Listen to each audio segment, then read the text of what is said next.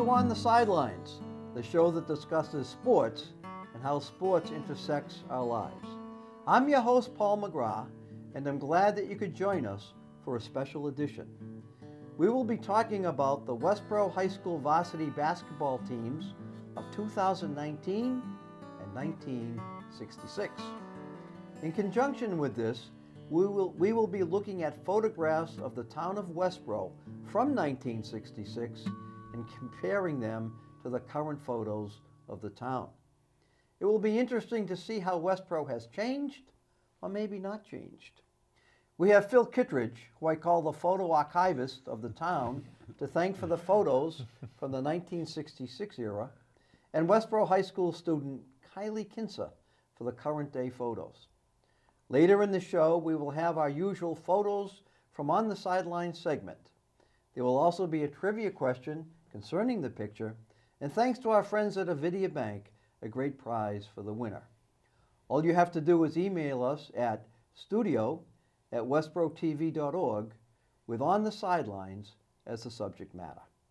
I will repeat that address at the photos from On the Sidelines portion of the show. Now on with the show. I'm pleased to have with us members of the Westborough High School Rangers basketball teams of 2019 and 1966, which teams both won the Clark University tournament. Mike Healy from the team of 1966. Welcome, Mike. Thank you, Paul. It's great to be here. And we have Alex Badger from the team of 2019. Yeah, thank you very much for having us. Good to have you here, Alex. Let's start off with, we're going to be talking about 2019 and 1966. So we've got a couple of pictures here. This one here is what the Rotary looked like in 1966 era. Wow. And we can see the Rotary. How about the cars? We can see the cars, what it looked like. And let's try what it looked like in 2019. Fortunately, that's what it looked like. We had the Veterans Day flags there. Yeah. Not too much difference with the building or anything. So I think part of this, the Rotary hasn't changed too much. You lost the hedge. Yeah, you We lost lost the the hedges hedge. on the edge. Yeah. And we lost the sidewalk going across. Yeah. But the Rotary hasn't gotten any bigger or smaller, I don't think. The Rotary's the Rotary. So here we are.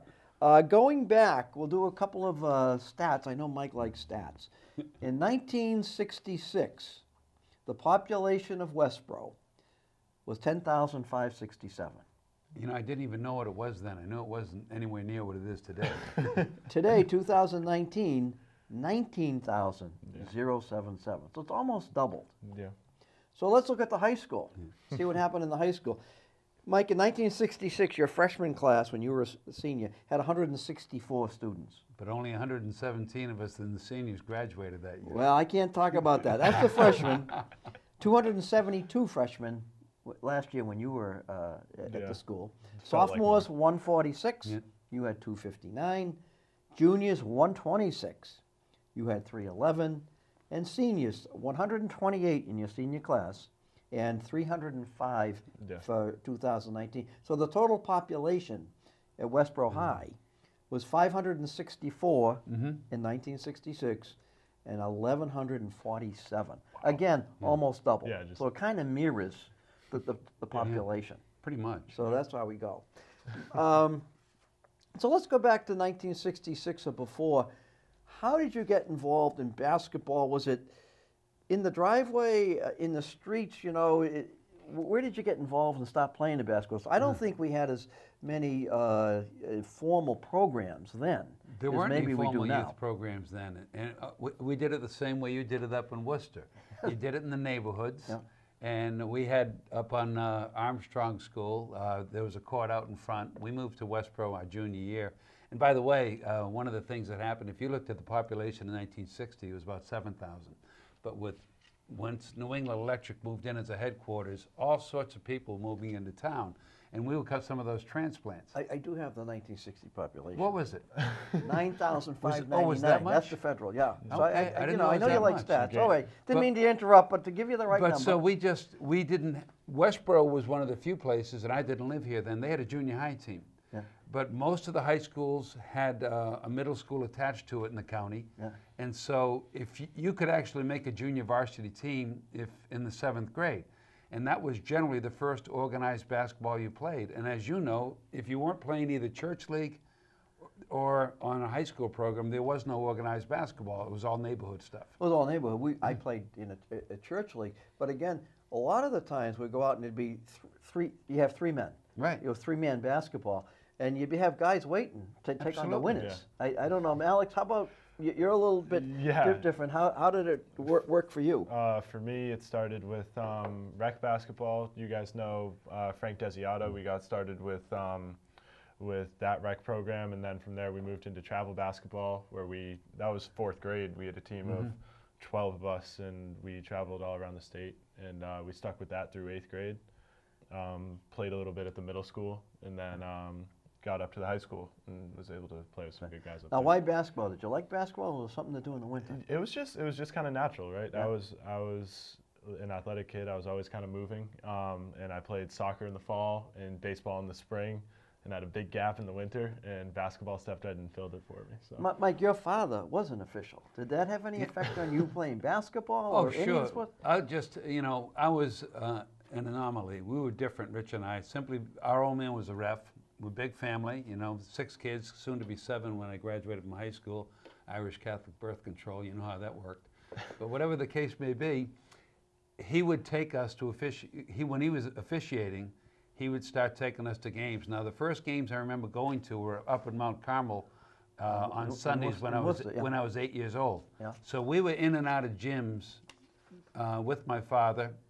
Everybody, he would say, go sit by the scorer's table, and there's going to be plenty of fans there. They're going to be, in those days it was a lot rougher than it is now. And, they're going to say some things about us and just shut up and don't let anybody know you're the ref's kids and watch the games. So we learned early on, and of course we would quiz my father about rules all the way home. So I pretty much knew the rule book inside and out by the time I was 12. And you see a lot of coaches, and of course the reason I ended up officiating basketball is my father. Yeah. So he started officiating in 1947, and he was a top flight official. And when we moved to Westborough, to show you how the word about conflicts of interest, and we had ended up 4 brothers. We were all 3-sport athletes. All the coaches in the Southern Worcester County League said, no, Dick Healy can't referee any games until his kids graduate. Oh, is that right? Yeah. Absolutely. Wow. It was like, and of course, Paul didn't graduate till 76. Yeah. So that was a 12-year period. And he was one of, we'd go up to Holy Cross games. He was doing great games. So we knew an awful lot about basketball simply by being able to watch really good players play much more than other kids would, because our old man was a ref. Yeah, and you know the ins and the outs. Absolutely.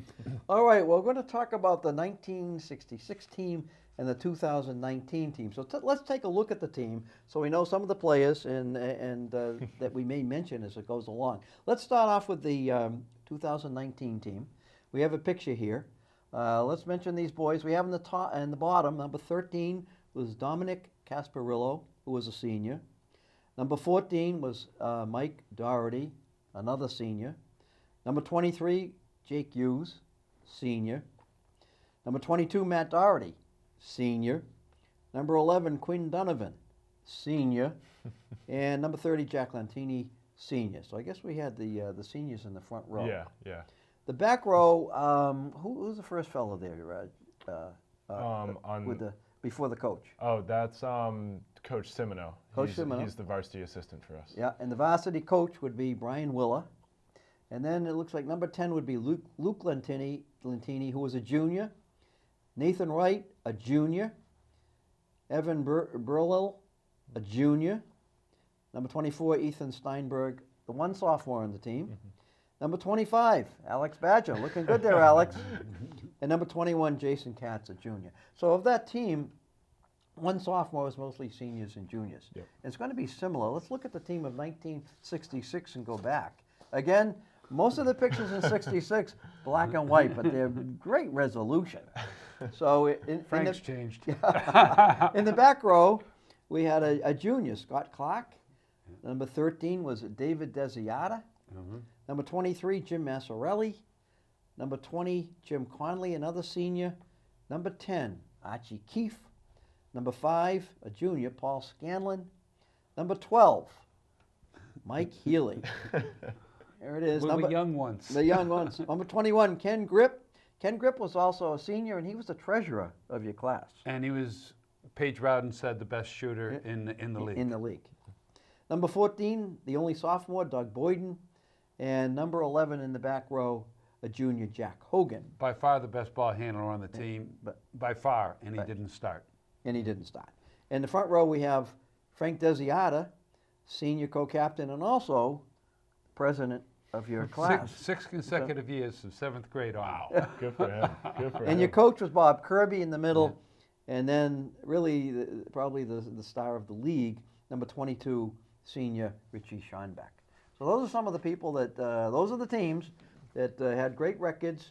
The 2019 team finished 20-3, and the 1966 team finished 28-1. Only lost one game.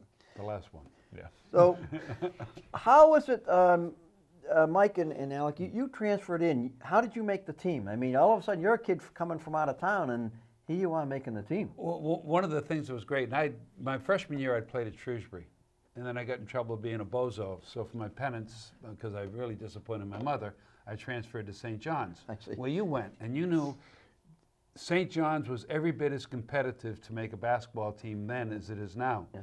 And I had started as a freshman on a 16-2 JV team at Shrewsbury, so I expected to go to St. John's, and I had a real good year in football at St. John's my sophomore year. And I ended up on the end of the bench, a 16-man team, and I scored maybe 10 points the entire year. Nice. So I absolutely loved basketball. I was terribly discouraged. And my father got transferred. He was the Worcester Claims Manager for Liberty Mutual. He got transferred to Boston.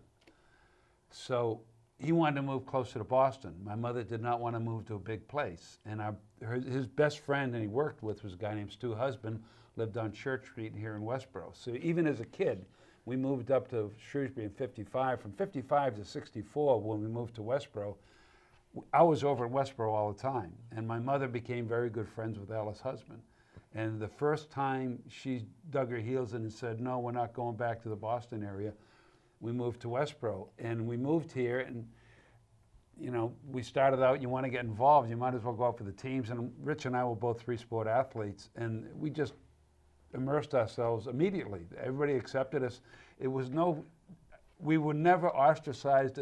But you were a walk-on. They must have had tryouts. Oh yeah, we had tryouts, and of course, I was going to go out underneath because I wasn't going to go out for the wing. All you had to do was look at all the kids trying out, and they were better shooters, better ball handlers, so on underneath. So we had tryouts, and I made it. You know, Rich would have been the starting point guard for Shrewsbury if we hadn't moved, so it was obvious he was going to move right in.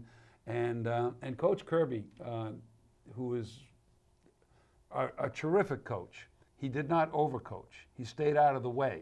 He understood it was a player's game. He really ran a terrific program, and I never felt like a stranger. What happened, I had to work my way in, but everything went very well. Yeah. But Kenny Grip, Frank, all these guys, the classmates, we were so readily accepted. It was really a very easy transition. So you fit right in. And we're playing. We moved here that summer, and all the guys are playing basketball over in front of Armstrong. So you know, we got to know all the guys immediately right off the bat. And of course, Westborough had just whacked Shrewsbury in the Clark tournament the year before, and my brother had played on the Shrewsbury team, so we'd seen a lot of the guys and all that, and we were very readily accepted. It was a lot of fun. Yeah. Alex, you made the team, what, sophomore year? Yeah. How did you give us a little backup of how you got to the varsity? Yeah, we just came up through the program. I was able to play on the middle school team and be a captain up there, and then when we came up my freshman year, I was able to start for the JV team and Coach Totora for that, and that went really well for me. I got called up to varsity for the playoffs, and so I got a little experience there. I got to watch them play. They made the Clark finals that year before they lost to Bartlett. That was a tough one. But well, you guys both lost some finals too in the Clark, but then there's going to be a redemption. We're going to talk about that down the road here a little bit, yeah. But and then I fit a role. With the guys we had on the team, we had a bunch of athletes out there, and I was a shooter, and they were really good at getting inside the paint, and I was good at just getting to my spots in the corners, and they always gave me the ball when I needed it, where I needed it. You talk about being a shooter. Yeah. You had 3 points. You didn't have 3 points. No, there were no 3 points. So What was a shooter in your was it more Well- in the key going for layups, or you just if they shot outside, if the coach went whoa? Well, you know, first of all, Coach Kirby was a terrific player himself, and you were talking about shooting foul shots unhanded. He was in his probably mid-30s then, and he had been a really good offensive player.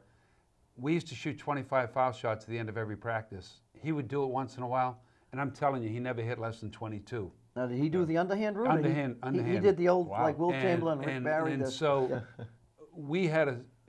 when we had that great team, he was criticized by coaches and media because we allegedly didn't run any plays.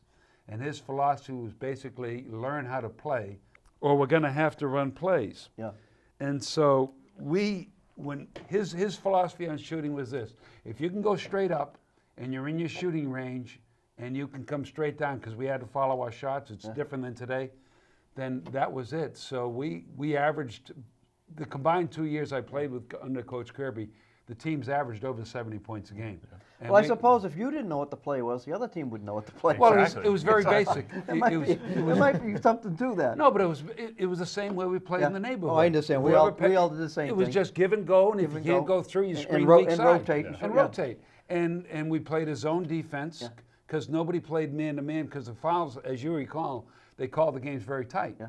And so we played that combination zone because we didn't want to get in foul trouble, and we basically four guys went to the defensive board. There was one guy in the shooter, whoever got the ball.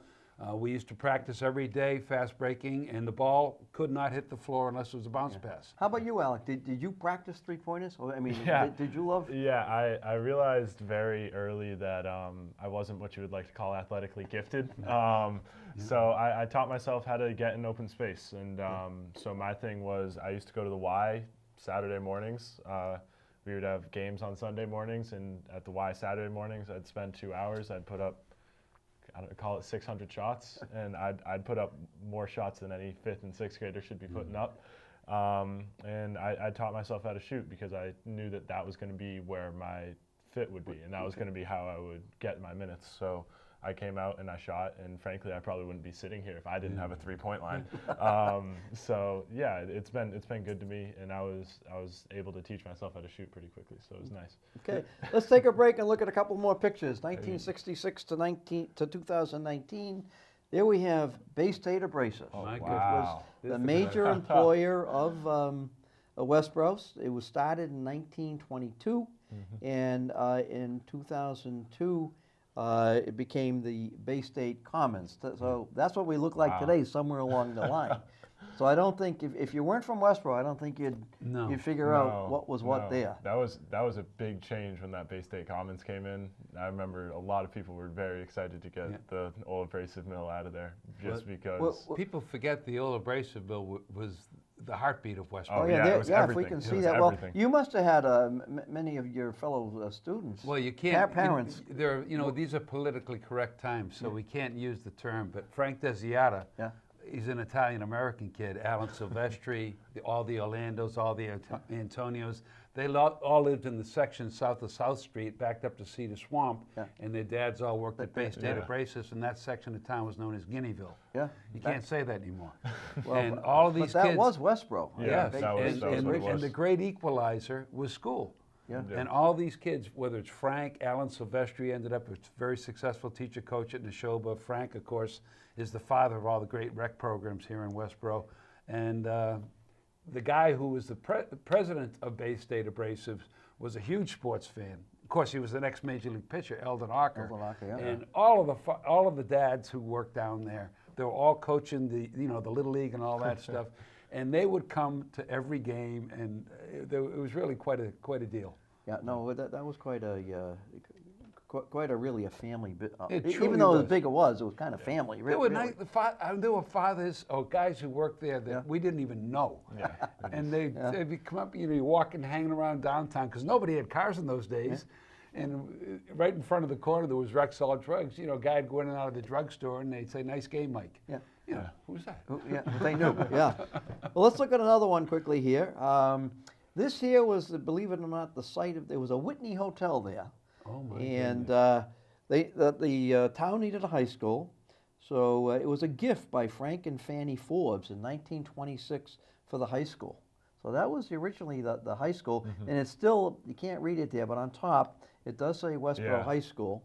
The high school, of course, moved to Fisher Street, Mike, when you were there, and of course now it's on East Main Street. And the building was used, the police station once upon a time was in Town Hall. They moved over there, and there we have it now. It's just been finished, the renovation. So it's the whole... So that building was originally 1926. So and that's where Frank would get all the kids started, Desiato. He started out, Joe Mewini, who was our athletic director, started the rec programs, and he couldn't do it anymore. And Frank, who was our class president 6 years in a row, and he'd gone to UMass, and he graduated with honors, and he'd gone to Lincoln Sudbury, and he did his student teaching. And I don't know if it was because he was from Guineaville or what, but he couldn't get a full-time teaching job. It was ridiculous. And so in the early 70s, Coach Mewini couldn't do he'd picked up this side job. He had children, he was the head of phys ed, he was the athletic director, he was the football coach, he was the baseball coach. And Frank became the first started out as a part-time recreation director.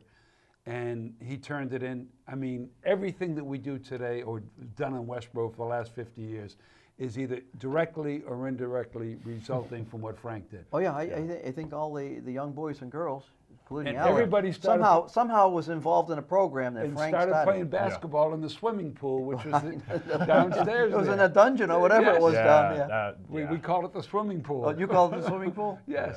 Did you play there? Yeah, I played there. All the kids did. We used to have That's where you started. practices there on Saturday mornings. We'd have kids climbing up the wall to try and dunk because the wall was so close to the back of the court. Yeah. Nice little gym, some good memories down there. Yeah, I was going to say, old building, good memories. It'll be 100 years ago, old pretty soon. So, and it still functions. I mean, we're very fortunate. But again, that was a gift of, they call it the Forbes building because they donated it. Let's get to the start of the season. We'll start with the 2019 team. Your first couple games, you beat Grafton by 35 points, and you beat Fitchburg by 40. Yeah. Did you get a swell head after that, or what was any memories on that? I just remember like going into the season, just from the start, we knew how good we were, right? Because we brought back all of our guys. We knew where we were at. We only lost 3 seniors, and we kept all 5 starters from the year before. So we were feeling pretty confident going in, and we knew that if we took care of business, there wasn't going to be a team that could really step in front of us, especially early in the season. And so when we played well and we were shooting like we did in those games, we were pretty good. Well, you came back to earth a little bit in the third game. Leominster, you won by 3 points. So were they good, or you just have an off? Do you remember that game? I don't know if you've ever been to the Leominster gym. It's a box. It is tiny, and the fans are right on you, and it was loud, and they were screaming. And we got a little rattled at first, and we were able to pull through at the end and won by enough that just kind of finished it off. Almost like the Forbes gym, or Mike and I remember St. John's and Commerce, but almost like a bandbox. What he's calling a tiny gym, when I was a kid, senior in high school, St. John's of Shrewsbury was brand new gym, back and then, the Leominster gym were the 2 biggest gyms in the county. Right. and he's calling that a bandbox. Yeah, it was a bandbox. It was loud and it was crazy. So well, Mike, your team started off beating Neshoba by 20. Playing them again 2 games in a row by 34, beating Marlborough by 33, almost similar, and then you beat Bartlett by 1 point. And we were very lucky to win that game. You know, it's funny. First of all, most of us were 3-sport athletes because you saw how small the classes were. So I'd been injured late in the season in football, got through it, but I wasn't. But Kenny Grip missed that game. Now, Frank, who was our point guard, we didn't have a returning point guard. And the kid who was allegedly going to be the point guard was Jackie Hogan, who'd stood out on the JV team, might have averaged 20, and he was ambidextrous with the ball, and he could fly. But dynamics are different, and Coach Kirby didn't care how well one person handled the ball as how well we ran the fast break. So Frank moved to the point. I had moved from inside out, and we were both what I would call reluctant outside shooters. Now, Kenny was a gunner from the left, and he didn't shoot enough. And Paige Roden had said he was the best returning shooter in the league. Well, guess who missed that game? So we're going over to Kenny gets sick. He misses the game. Now we have to go over to Bartlett to play. They were coached by a guy named Ziggy Strzelecki, who was a very famous guy from those days, a contemporary of Bob Cousy's. Yeah. And they were very well coached, and they were home. And you think like Lemonster Gym was a bandbox. Yeah. So now Frank won't shoot, Mike won't shoot, and now they're just all over Schonbeck like a cheap suit. Yeah. And I don't. The only reason we won that game is Schonbeck carried us. He ended up, I think, what was the final score in that game? The Bartlett one? Yeah. The final score there 56. was Westborough 56, Bartlett 55. Schonbeck had 28 out of 56 points. Yeah. He- Half the he- points. yeah, Yeah. and he had 20 rebounds. Yeah. Yeah. And we were awful. So the next game we played them again. This shows you how Coach Kirby was different in the Sportsman. Yeah. And Bartlett made the districts that year. They were a good team. They won over 70% of the games. We went out in front of them 22-5 at the end of the first quarter, and he yanked the entire starting team for the rest of the first half. So by halftime, the game was 5 points again. Yeah. And then we blew them out in the third quarter again, and we ended up winning like 81-63 or something. You won by 19 points, 82 to But 63. you never Good see memory. it. You've heard me lament this often, that I think the sportsmanship, running scores up on opponents is a big deal now, and there's way too much of it. Well, that and was- Kirby wouldn't do it. Yeah, we've talked about in college sports. It's that awful. Because of rankings. Yes. Yeah. There used to be the first team, the second team, and so get the third team in. Now Yeah. it's the It's- first team for Yeah. a lot. As you say, sportsmanship. And so Coach Kirby was one of those guys. All the coaches, it was kind of a fraternal organization, and there weren't too many coaches that were disliked by other coaches. And he wanted to make sure if you made the team, he knew your folks were coming to the game, and he wanted to make sure they got a chance to see you play. And I'll tell you, we had a game later in the year against Uxbridge, and I missed it. I was out ill, and we were ahead by 25 points going into the fourth quarter, and he pulled everybody. And Uxbridge ran off 16 points in a row. And now you get to the point, and my friends told me about it, they were ripping.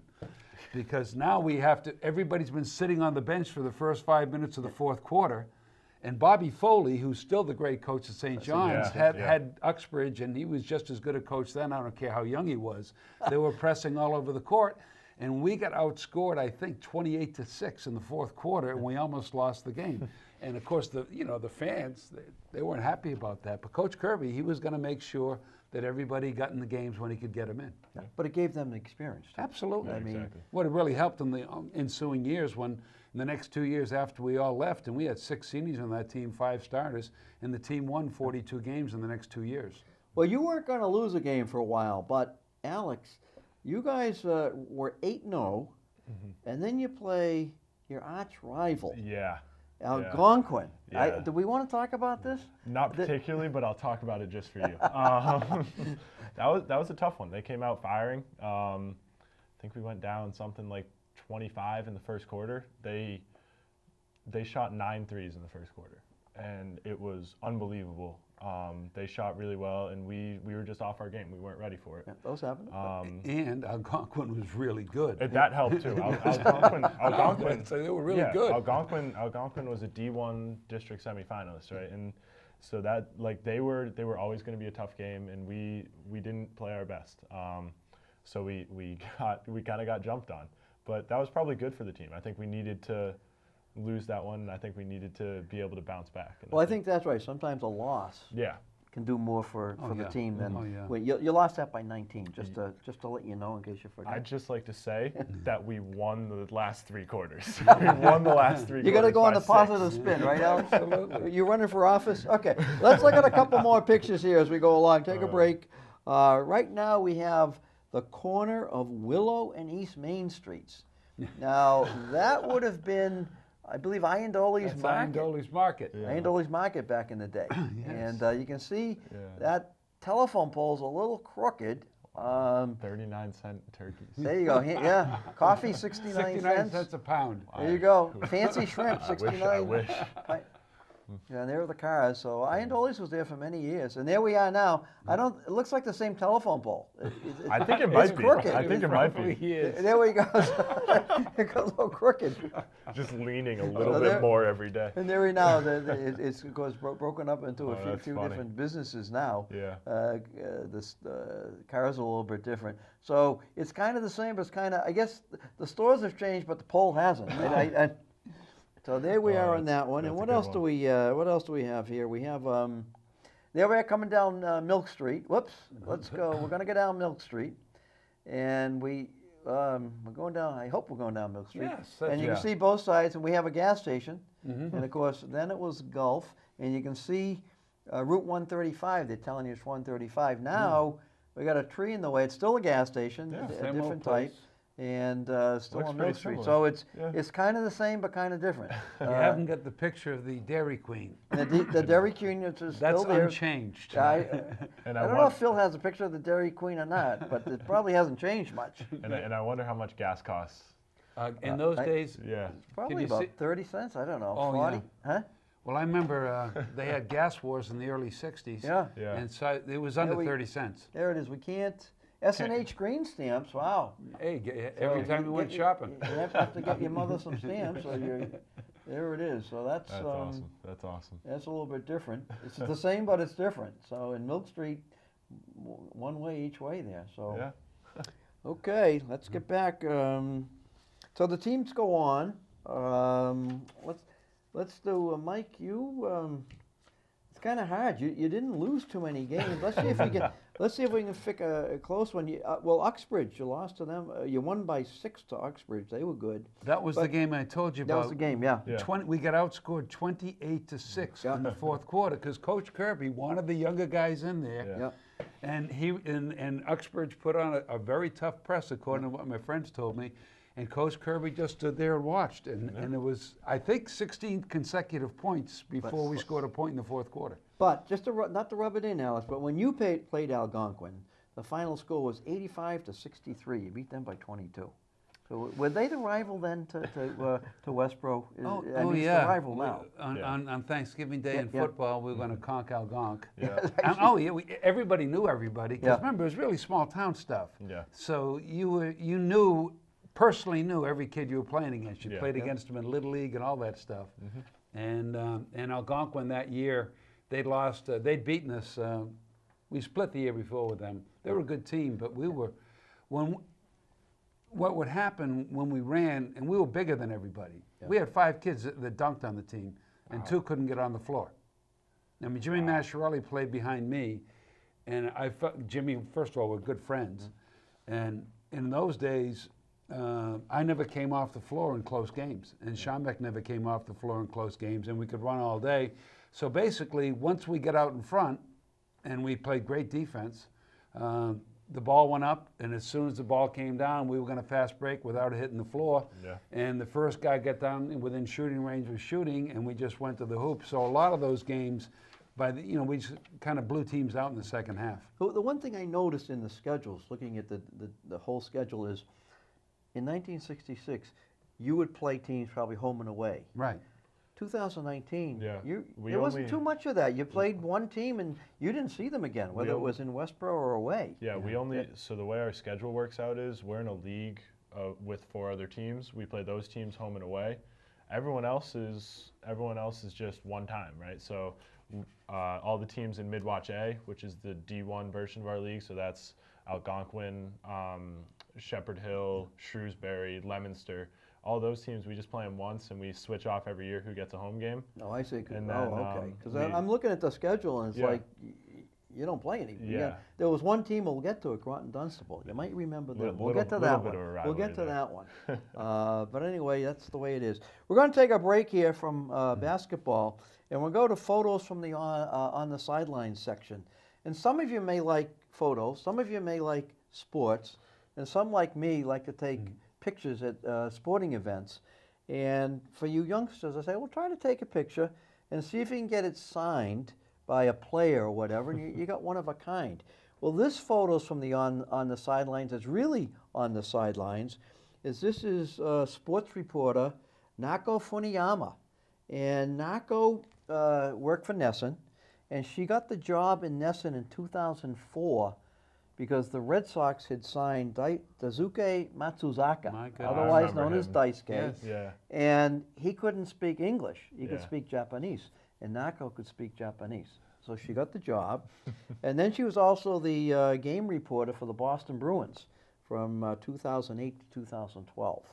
This picture was taken on May 14th, 2009, and she was on the Boston Bruins bench watching warm-ups.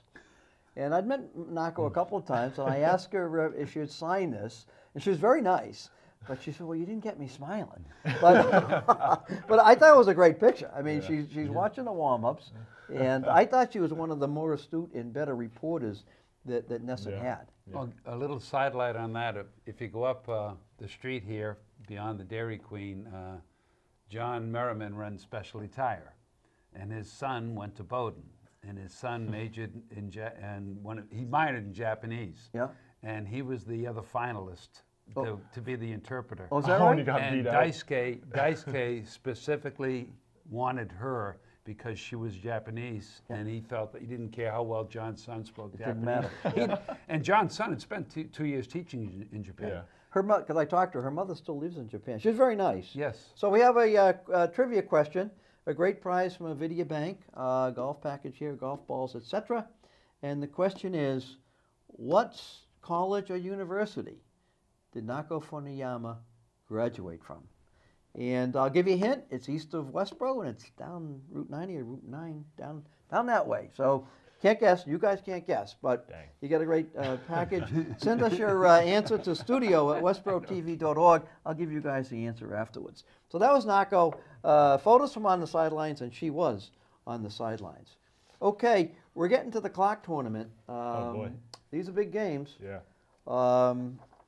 Westborough had lost the year before, right? For We'll both. start for both of you. Yeah. Yeah. We lost in the semis. Yeah. You, the 2019 team, you beat Lunenburg by 24 points. You beat Millbury. That's 65. I'm sorry. Get the right one here. I'm glad I got you, Alex. Okay, let's see what happened to 2019. You beat Uxbridge by 21. So Yeah. I said, "Whoa, this isn't a bad tournament." Yeah, and then And it then got close. comes Northbridge and Yeah. beat them by 3. It was a 3 rock point. fight. Yeah, that was crazy. That we had to come back. We were down 15, I think, coming out of halftime. We had to come back. Quinn Donovan hadn't made a 3 all year. Tie game, 20 seconds left. He shoots a 3 and he drains it, and that was crazy. So that was big. So now the final, and you had played Groton Dunstable twice. Yep. You had beaten them 66 to 62 by 4 points, and you had beaten them 66 to 53 by 13 points. Yeah. What was the feeling before the game? We should be able to beat these guys? Or, we got to take them serious. Yeah, those games were amazing. Yeah. They had this kid named Evan Cook. He's playing up at Wheaton now, who was just unbelievable, exceptionally athletic, and put up, I think, 22 on us the first time and 19 the second time. Just really, really good, really athletic, and someone we always kind of had to be a little bit worrisome about. And he played great, and they surrounded him with shooters and a couple big guys. A kid named Connor Keegan was pretty big in there. So they were always just really tough, and we knew it was going to be a dogfight coming in, so it was good. Well, you're playing Groton Dunstable. Now, we didn't have this in 1966, but we have something called, we're here, cable TV. We have Channel 3. Yeah. And with about a minute to go, Westborough's up by 1. So we're going to play the final here so we can see what happened. this You play. get to see this. Oh, boy. Here it is. You're up by 1. Now watch what happens here. Hughes into Donovan, the hero from 2 nights ago. Get that one to Yes, go. and there it is, Casparolo yeah. puts it back. Right. Now you got a one possession Yeah. 3-pointer. Yeah. 3-pointer now is going to tie the game. There it is. No good. Foul. There's Dominic. That was a huge rebound. Here we go. And then- Back to Cook. Tough with Matt Doherty on him. Back to Scott for 3. Off the iron. Yep. And that's it.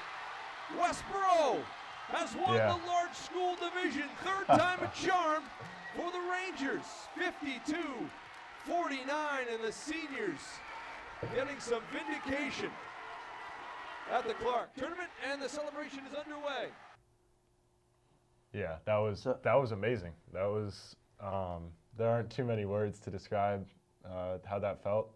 It was a lot of relief, honestly. We had lost in the finals 2 years in a row, so coming in there, we knew that was going to be the year we you had to do it. That was the last run at it for the seniors and all those guys that had worked so hard, become Westborough legends in their own rights. And Well, so congratulations, you guys did good it. to see it. Yeah. We don't have any video from 1966. All we There got was is none. we're going to have what Mike tells us here, and I finally have the right team here. You beat Lunenburg by 24. You beat Millbury by 24, and you play Grafton in the finals. Yeah, and it's funny. First of all, the Millbury game, Kenny Grip, I told you, was a good shooter. And they weren't used to playing us. They didn't know us. And I think we had 32 points in the first quarter, and there were no threes. Yeah. So once again, Coach Kirby, we didn't start the second quarter. We played plenty. This isn't the clock tournament. In the clock tournament. Yeah. Wow. So we had 48 by halftime. And I think it was like 48-32. But we knew we were the better team. And Kenny Grip, I think, had 16 in the first quarter. I think he was 8 for 8. They would have been 24 today because Kenny could shoot from Neverland, but it was just 2 in those days. And then in the third quarter, we came out. We played pretty well. And in the fourth quarter, all the guys decided we wanted to get to 100. And it's one of those things the guys say, and it's really not sportsmanlike, and we could run. Yeah. And Schonbeck was so much better than everybody else, and so we were up 94 to 50 something. Well, this is the Lunenburg game. Yes, Okay. with 4 minutes to go, Yeah. and Coach Kirby yanked us off. And he yanked us off, and Lunenburg kept their starters in, and I once again, I have no problem with that, and they wanted desperately not to listen. We only scored 4 points in the last 3.5 minutes. Yeah. And then we played Millbury, Right. and the reason Millbury got into the tournament was Wachusett, who we'd beaten the year before in the tournament. They went to another tournament. Now, we expected to play them because they'd only lost 2 games the whole year. Yeah. And the next thing you know, Millbury, who stalled on us when we beat them 54-33, the score at the end of the first quarter was 2-0 because there was no shot clocks then. Wow. And in order to get to once again, we get to 12 by halftime, and then now they can't hold the ball anymore, so we scored 42 in the second half. So we knew we were much better. And in that game, I think sometime in the third quarter, we were ahead like 52-25. And once again, Coach Kirby pulled everybody. So he doesn't want to embarrass them. I think we won like 72-48 or something like that. But, I mean, we could have done anything we wanted there. Now we have to play Grafton. And we'd blown out Grafton the first time. And then we played the first game ever at that new Grafton gym at that time. That's right. You beat Grafton 81-60 by 21 points. Yes, and once again, none of us played in the fourth quarter, and they were a good team. And you but beat we- them 74-66. and So in again, that you game, the beat them twice. 74-66 Yeah. game, it was much closer than it sounds. Yeah.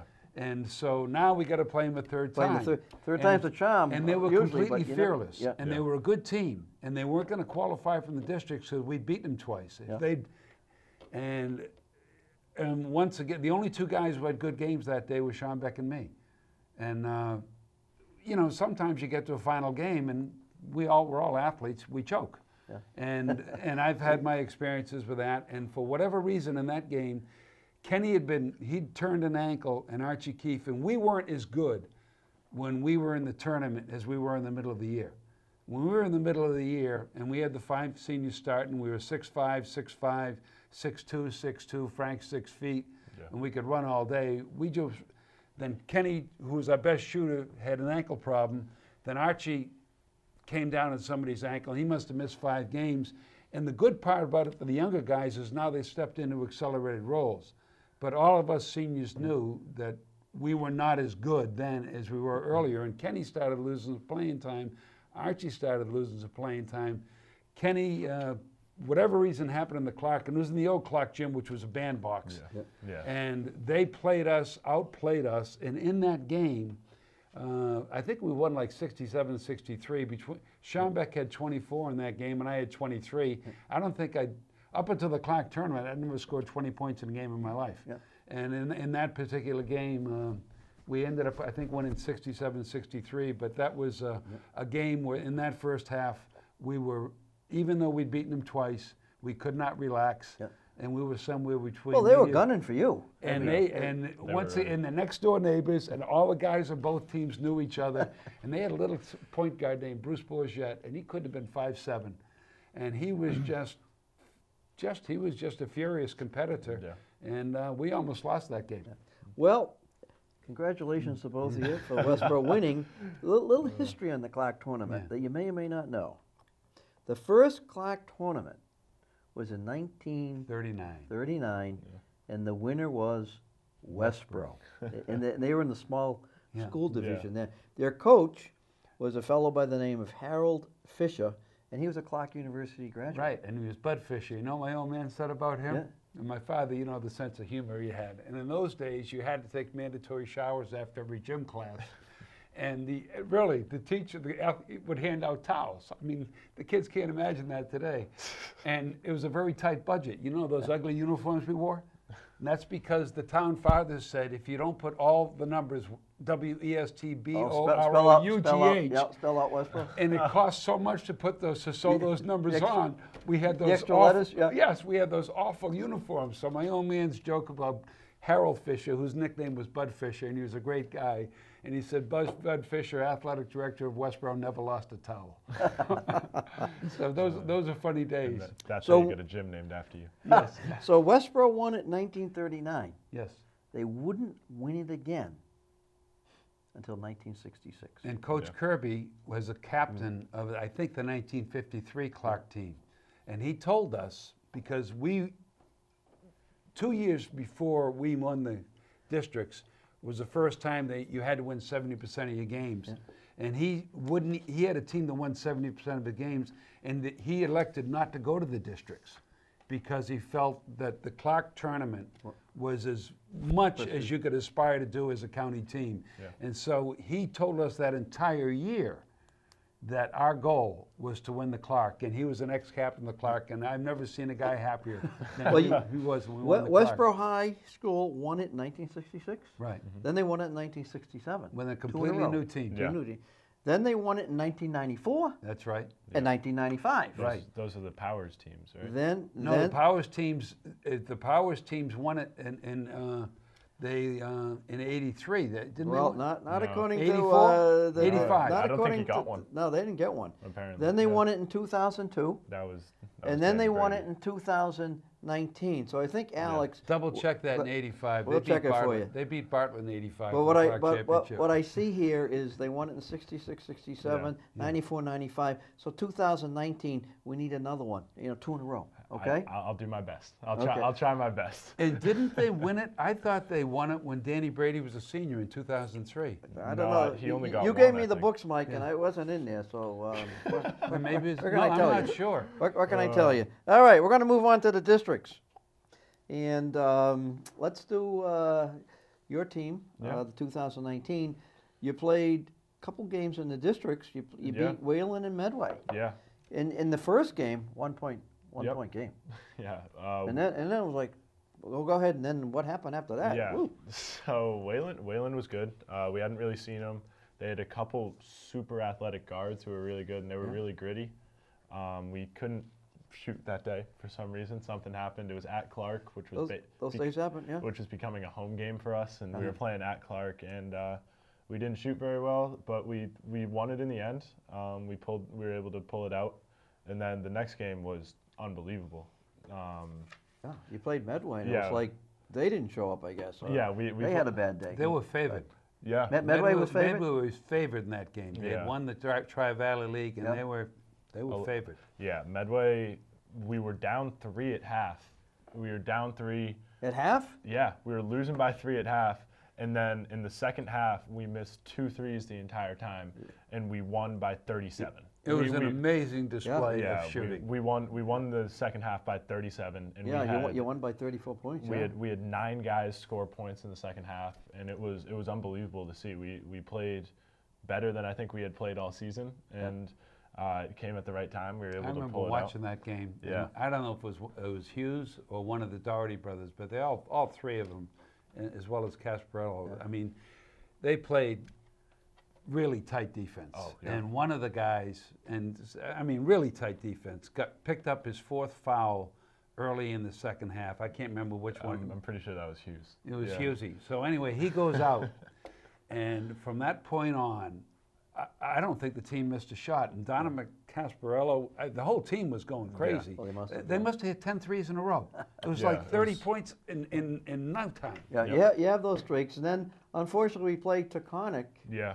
in the States, and Yeah, that was a tough one. that was a tough one. We played up at AIC out in Springfield, and they had a couple guys who played really well. They had one kid who probably scored 34 points on us, and then they had another kid who was about 6'7" and swatted about everything we shot.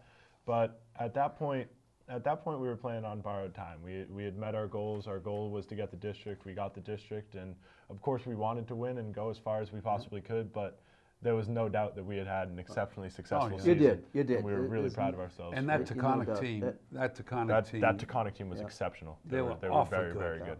Yeah. All right. Well, the 66 team goes to the districts, and they get to play my team, St. John's. They beat Holy Name. They beat Wachusett. And then they play my alma mater, St. John's, at Assumption. And if you St. John's was the district champ. 3 years 3 running. years. Yeah. T in the Telegram and Gazette. A lot of articles in the Telegram and Gazette. They favored St. John's on the strength of their schedule. And the final comment was here, look for a good, close game with the Pioneers winning with a fourth period spurt. That was in the Telegram. We got a picture here. Here's Richie Schombeck taking my St. John. St. John's played a tough game, but Westborough beat them by 25 points. Yeah. There was no spurt in the fourth quarter for St. John's. It was 73-48. You just annihilated my team, Mike. Yeah, that was, first of all, the president of Bay State literally stopped production, and they had 3 shifts going, and they had 8 bus loads of people, and all the guys that worked at Bay State were trucked up to, and you can see the crowd. That's the biggest crowd to this date ever at Assumption College. They had to pull out the stands under each hoop to do it. So that was Eldon Archer did that. Number 2, Coach Kirby, we won the coin flip to be the home team. And this drove Bob Devlin crazy because St. John's, which was like Notre Dame to Worcester County, always wore white. And that was the first tournament game they'd had to wear red. And the other thing was... Well, Joe Lane would have been the coach, I think. Joe Lane that was his first year as the coach, right. because he'd been my junior varsity coach when I sat on the bench at St. John's. Right. And you can imagine how I felt in that game where I knew every varsity kid by first name basis on both teams. Yeah. And it was in the game that started late, because St. John's always had this Notre Dame thing where they would never go on the court until the other team was always on there, and then their fans would go bananas. And so we won the toss, which means we were downstairs in the locker room, and Coach Kirby none of us wore mouthpieces then, so we'd give everybody a stick of gum or two and tell you to relax. And we could hear all the fans upstairs pounding and all this. You could actually feel the floor vibrating, and the ref knocks on the door, and he says, Westborough, let's get up there. And Coach Kirby said, is St. John's going up there? He said, no. He said, well, we're not going until they do. So they finally, and once again, Devlin ran, whatever the case, they finally go up and we hear them, St. John's, go into the gym. And the way we started every pregame routine is we'd circle the gym and Schombeck could go into the hoop and come up with a reverse hook dunk. And the place went absolutely crazy. And we started out the game, and right off the middle of the bat, St. John's, because we weren't supposed to be a good ball handling team, as far as dribbling we weren't, but as far as everything else we were. And Jackie Leahy stole the ball from me as clean as a whistle in the first 10 seconds of the game. And for some reason, the referee called a foul on him reaching in. I'm telling you, he was laying the ball in the hoop to put them ahead 2-0. And so I said, well, I'm not going to dribble in the backcourt anymore. And Jackie Hogan had started that game. Now, Jackie he felt he was getting the shaft all year long because he's such a talented kid. And he put on a performance in that first quarter, breaking the St. John's press. Literally just one man going coast to coast. He kept feeding everybody. And then we finally get to the third quarter. We're ahead 51-37.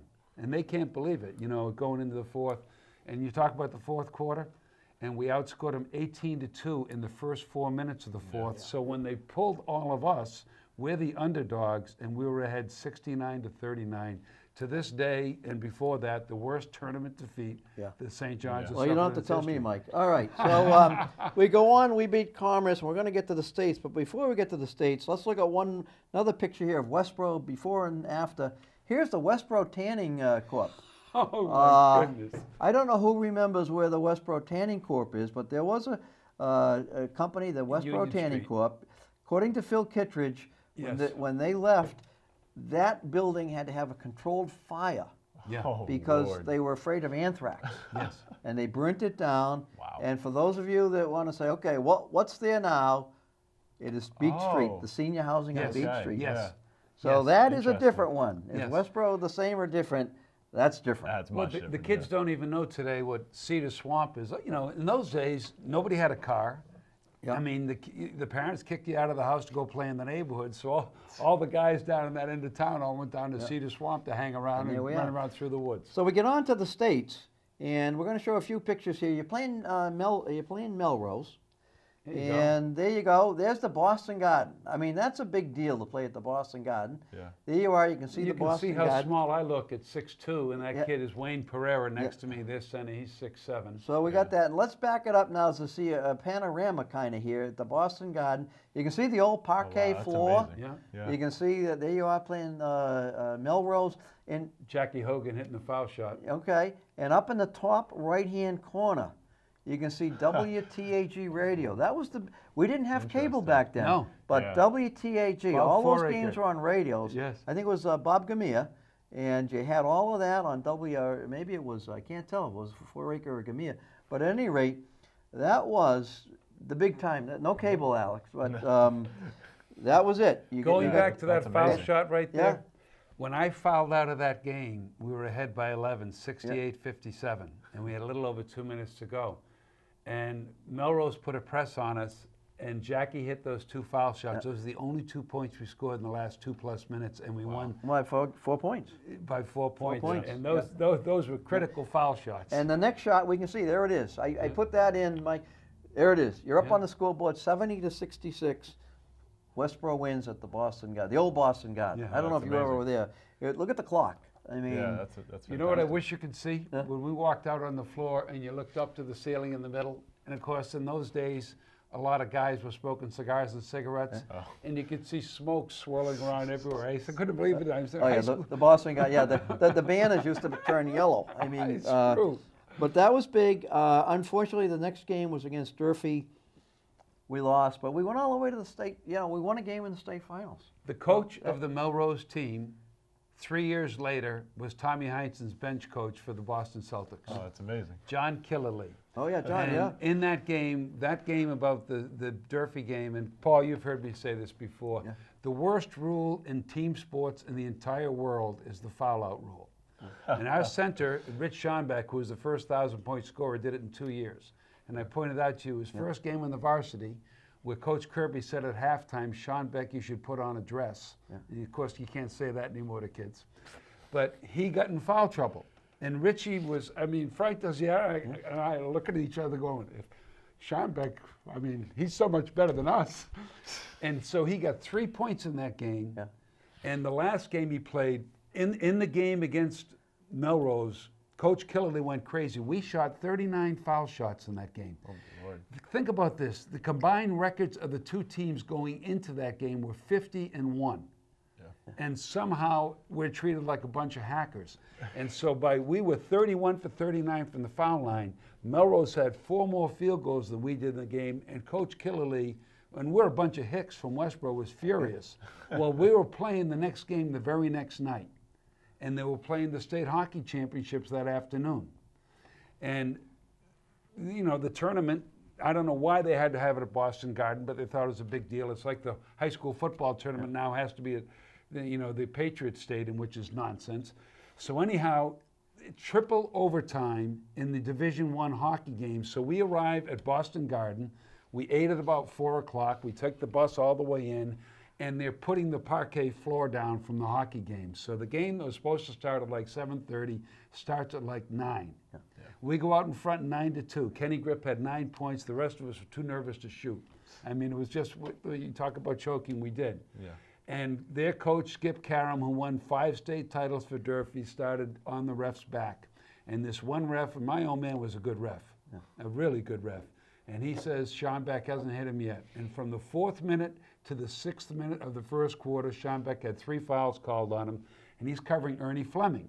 Now, Ernie Fleming, 4 years later, was the starting small forward in the national championship game against UCLA. Yeah. And so he was a great center. And if Durfee doesn't have him and we had Schonbeck, we're better than them. If we don't have Schonbeck playing against Fleming, we have no right being in the gym. And Coach Kirby normally would have put me back inside when Schonbeck wasn't on the floor, like he wasn't when he fouled out at the end of the Wachusett game. And Coach Kirby didn't put me back on the underneath. And we had the two big kids, and we went from ahead 9-2, and we were behind at the half 35-19. Well, at the very end of the half, I was so frustrated. I'd played an awful first half, and I caught a pass at midcourt, and I turned, and I fired the ball from midcourt off the backboard as hard as I could. Yeah. And I might have caught the ball in midair. The ref ran over and said, "That should be a technical foul." I said, I apologize, sir. I might have been, I was certainly one of Coach Kirby's favorites. Brought us into halftime, go for what we're going to do for the second half, and he announces the starting team for the second half, and I wasn't in it. And I was stunned. And then I'm sitting literally right, we never had a discussion in the rest of our lives over this. I'm sitting right next to him on the bench, and they scored 5 points in a row, so now we're behind 40-19, and he sends me over to go back in the game, and we're behind 4. By the time I get in, they'd scored again. They were shooting 2 foul shots. It was 42-19. We scored 40 points in the last 14 minutes. Yeah. The worst mistake I ever made in my life was throwing that ball off the backboard at the end of the half, and whatever chance we had went out the window then. Well, 28-1. 28-1 is not a bad season. And this is what Mike Healy was. We got Mike here? Oh, there we go. Oh, hold on. There he is. Oh, my goodness. There he is. Oh, wow. So, there's this, one of the stars from the 1966 Westborough Rangers. By the way, Mike I think Healy. about Wolf. Are you kidding me? So I don't know what this is, but anyway, we'll show that. We won in April 12th, 1997. We got the plaque here that we're in the Westborough Hall of Fame. Yes. For this team. So that's a good one. And then we have here another certificate, October 9th, 2009. That team was inducted into the New England Basketball Hall of Fame. One more thing. Yeah. Rich Schonbeck still isn't up on the wall as the first 1,000-point scorer in Westborough history. Rich and of course Alex knows, Danny Brady and Rich Schonbeck are clearly the two best basketball players that ever played at Westborough. And I went up to Brian Callahan when he was still the AD, and when they put up the posters showing all the 1,000-point scorers. And I said to Brian, Brian, where's Rich Schonbeck? And he goes, well, Mike, I checked with Frank Desiato, and Frank said he only played 2 varsity years and he only averaged 20 points a game, so how could he possibly score 1,000 points? I said, I kept track of every point that was scored for 2 years. He scored 1,010 points. So at that point, Brian said to me, well, if you prove that he scored 1,000 points, Mike, we'll put him up there. So I went up to the Worcester Library, and I spent 2 days on the microfiche, and I researched every game we had, and I was off by 2 points. I think he scored 1,012. And when I saw Brian when we were inducting Danny into the Westborough High School Hall of Fame, I said, we got to get Schonbeck up there as the first 1,000-point scorer. Because like Danny, I mean, there's all of us who played, but those two guys, head and shoulders. We still need a banner for that. I know. We need to put up a banner for those 1,000-point scorers. Give them a little credit. Give them credit. Well, here we are, 1966 downtown, and if we look at 2019, looks very similar. Some of those buildings have burnt down and built back up, but it doesn't look too much different. No. Downtown Westborough. Wow, that's a beautiful picture. That's downtown Westborough, yeah. 2019 and 1966. So Mike Healy, yes, class of 66. Thank you so much. Thanks for coming on. Alex, thanks for coming on. Thank you very much for having me. This is Paul McGrath saying thanks for watching on the sidelines, and I hope to see you at the game. And if you're not in the game, I hope to see you on the sidelines.